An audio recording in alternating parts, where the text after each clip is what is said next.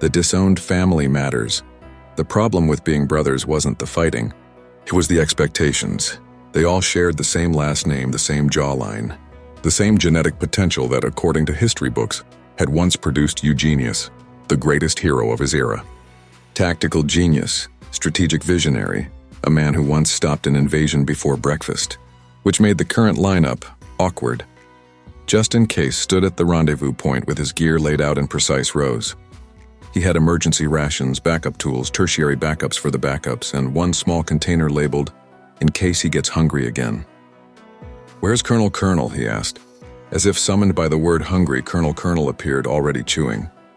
He wore his suit loose around the midsection, Colonel stitched into the fabric like medals.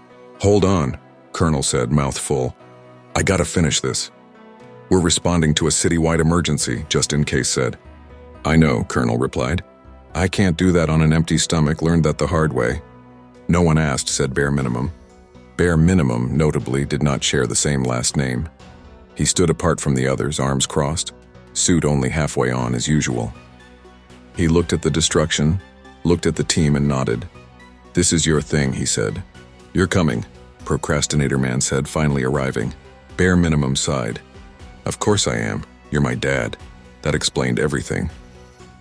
Procrastinator Man adjusted his mask, which still wasn't fully secured.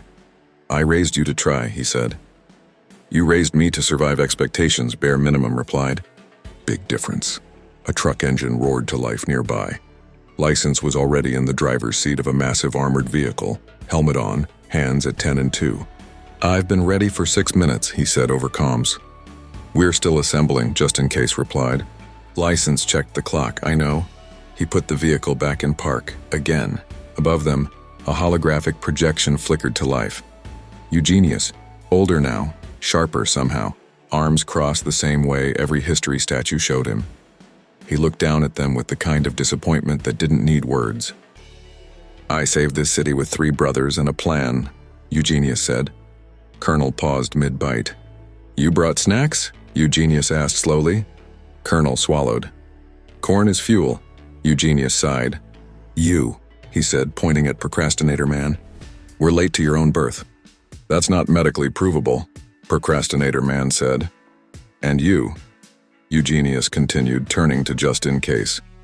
"Prepared for everything except decisiveness." Just in Case opened his mouth, closed it, wrote something down. His gaze landed on Bare Minimum.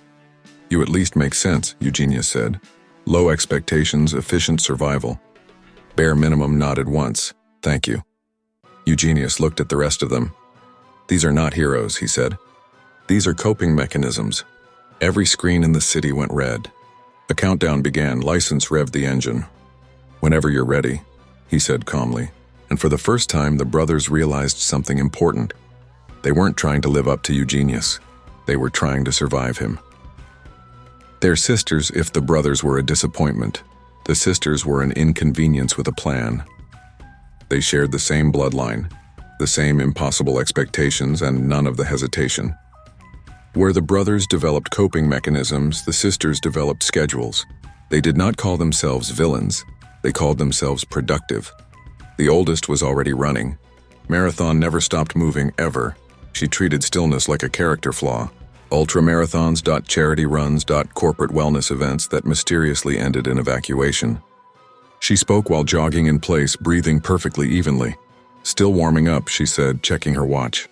A city block behind her sagged under repetitive stress fractures. "Are we starting soon?" she asked. "I've got a cool-down run planned."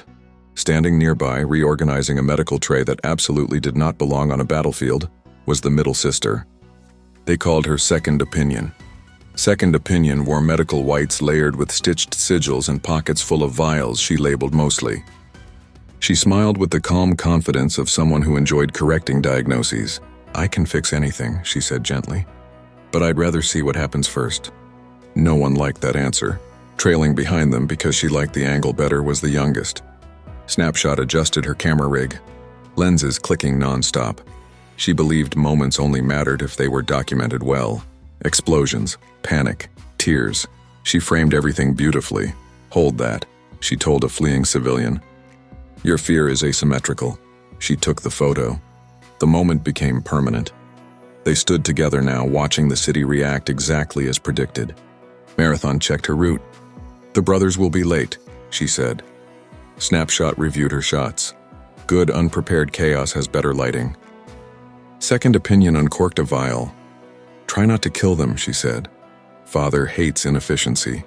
A familiar hologram flickered to life between them. Eugenius. He looked at his daughters differently than he looked at his sons. There was no disappointment, only expectation. "Be effective," he said. Marathon was already gone. Snapshot smiled. Second Opinion adjusted her gloves. Somewhere across the city, the brothers were still arguing. The sisters were already on schedule. Their mother.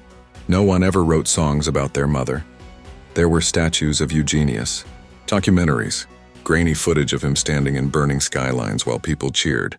But while he was out saving the world, someone still had to make sure it kept running. That was her. She worked double shifts, took care of sick neighbors, raised 8 children who would later be described generously as a mixed outcome. She learned how to set broken fingers, balance checkbooks, and stretch a single meal into 3 without once calling it a sacrifice. When Eugenius was gone for weeks, sometimes months, she didn't ask when he'd be back. She asked who needed help now. "Heroics don't pay rent," she used to say, usually while doing something heroic. She patched costumes, cleaned blood out of capes, cooked meals that no one appreciated until years later. When the boys fought, she stopped it with a look.